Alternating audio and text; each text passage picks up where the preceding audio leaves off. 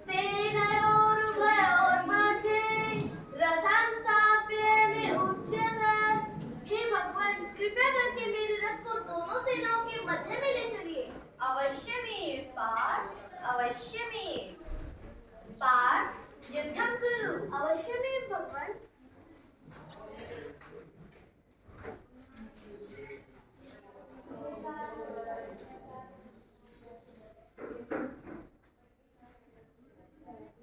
भीष्म पितामह, गुरु द्रोण, कृपाचार्य, अहम युद्धं न करिष्यामि भगवान, अहम युद्धं न करिष्यामि। क्या हुआ पार्थ? तुम युद्ध के लिए तैयार क्यों नहीं हो?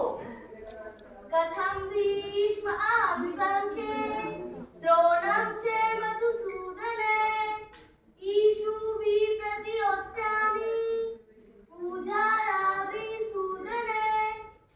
हे शत्रुघ्न, हे मधुसूदन, मैं इस युद्ध भूमि में किस तरह भीष्म तथा द्रोण जैसे पूजनीय व्यक्तियों पर उलटकर बाण चलाऊंगा।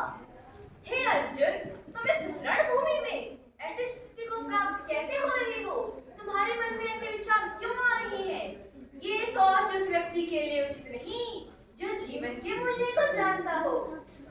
ऐसे महापुरुषों को जो मेरे गुरु हैं, उन्हें मारकर जीने की अपेक्षा इस संसार में भीख मांगकर खाना अच्छा है प्रभु।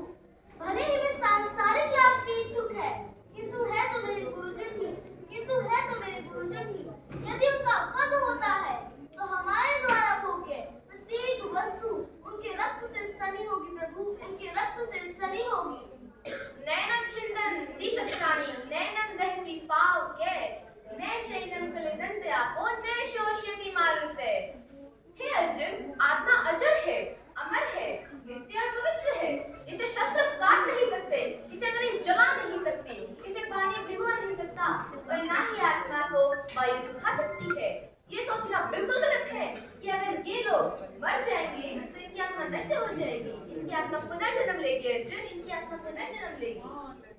जास्ति चेत कर्मणस्ते मता बुद्धि जनार्दन तस्किं कर्मणि घोरे मा नियोज्यसि केशव। हे जनार्दन, हे केशव, यदि आप बुद्धि को सकाम कर्म से श्रेष्ठ समझते हैं तो फिर आप मुझे इस घोर युद्ध में क्यों लगाना चाहते हैं प्रभु, क्यों लगाना चाहते हैं? कर्मण्येवाधिकारस्ते मा फलेषु कदाचन मा कर्म फलहेतुर्भुर्मा ते संगोऽस्त्वे कर्मणि। हे अर्जुन, मनुष्य का अधिकार कर्म करने का है, उसके फल की चिंता करने का नहीं। केवल नियत कर्मों के करने से ही सिद्धि की प्राप्ति होती है। यह दिव्य ज्ञान मैंने सूर्यदेव को भी दिया था। अप्रभक्तो जनम परम जन विवस्वतः